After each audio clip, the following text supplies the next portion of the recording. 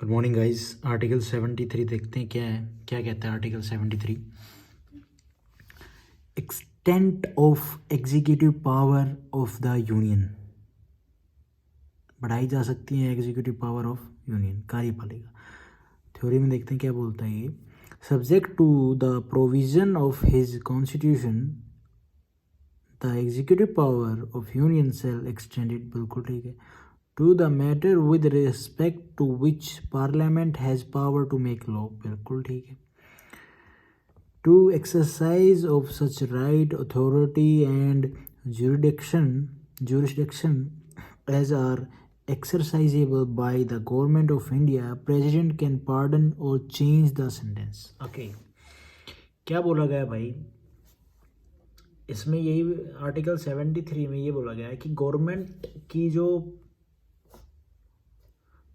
जो पावर है वो कहाँ तक है, जहाँ तक पार्लियामेंट नियम बना सकती है। ठीक है, कि पार्लियामेंट जहाँ तक नियम बनाएगी वहाँ तक गवर्नमेंट उस पावर को एक्सरसाइज करेगी, लगाएगी या अप्लाई करेगी। कि पार्लियामेंट जिस सीमा तक कानून का निर्माण या उसको बनाएगी, कर सकती है, भारत की जो सरकार है, जो करंट गवर्नमेंट है कोई भी, उस सीमा तक उसको फॉलो करेगी और पारित करवाएगी। ये है इस आर्टिकल में। एक चीज़ तो ये बोली गई, या उस सीमा तक लोगों को उस जो लॉ के अकॉर्डिंग बाध्य कर सकती है लागू करवाने के लिए। ठीक है, ये एक चीज़ होगी। फिर क्या बोला गया है कि लेजिस्लेटिव विधि बनाने की शक्ति और एग्जीक्यूटिव पावर। अब कैसे क्या है, देखो दो चीज़ होती हैं, लेकिन लेजिस्लेटिव एक एग्जीक्यूटिव। और जो लेजिस्लेटिव जो विधि बनाने की, जो कानून बनाने की जो भी शक्ति है, राज्यसभा लोकसभा जब किसी बिल को पारित करती है, प्रेसिडेंट साइन करता है, ये जो पावर हैं लेजिस्लेटिव पावर कहलाती हैं। ठीक है, लेजिस्लेटिव पावर क्या होती है भाई? राज्यसभा लोकसभा दोनों बिल को पारित करेंगे और फिर प्रेसिडेंट साहब उसको साइन कर देंगे, तो वो लेजिस्लेटिव पावर में आती है। उसके बाद क्या है, एग्जीक्यूटिव पावर क्या करता है, इसको कानून को लागू करवाती है।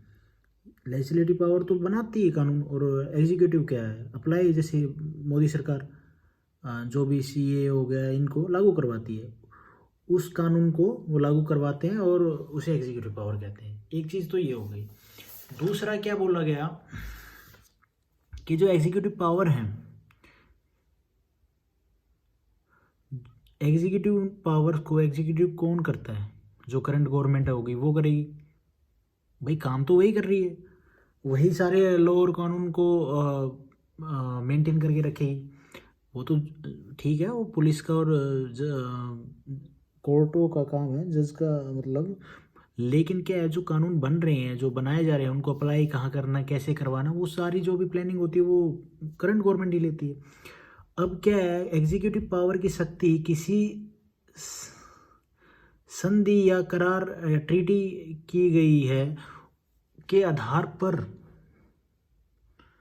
अच्छा ठीक है,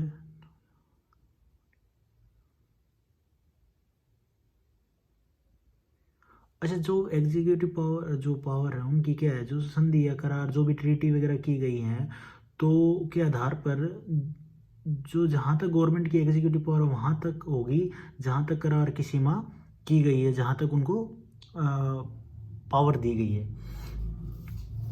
एक चीज़ तो ये हो गई। और कहाँ तक गवर्नमेंट ट्रीटी कर सकती है, ये आर्टिकल 73 में बोला गया है। अच्छा, और for this we have to know in Constitution of India that what type of distribution of right, अधिकारों का बंटवारा कैसे किया गया है। आर्टिकल इसमें 73 में बोला गया कि जो भारत की सरकार है उसमें एग्जीक्यूटिव बॉडी, लेजिस्लेटिव बॉडी इस तरह का सामान्य बंटवारा किया है, जैसे कि अपन करंट लिस्ट देखते हैं और यूनियन लिस्ट देखते हैं, तो ऐसे ही। तो एग्जीक्यूटिव बॉडी है मे बी, और सेंट्रल गवर्नमेंट की अलग शक्तियाँ हैं और राज्यसभा की अलग शक्तियाँ बताई गई हैं। फिर आती है लोकल बॉडी की शक्तियाँ अलग बताई गई हैं। अब यूनियन लिस्ट और स्टेट लिस्ट में यूनियन लिस्ट कानून बनाती है, बिल्कुल ठीक है। स्टेट लिस्ट में स्टेट गवर्नमेंट राज्यसभा कानून बनाती है। और स्टेट लिस्ट में इंटरनेशनल जो भी ट्रीटी, उसमें केंद्र सरकार को सामान्य स्थिति में कानून बनाने का अधिकार या कोई भी ट्रीटी करने का अधिकार नहीं है, ये आर्टिकल 73 में बोला गया है। ये आर्टिकल 73 में बोला गया है। Thank you guys. आर्टिकल 73 यही था। होप मैंने ठीक ठाक बताया होगा। Thank you.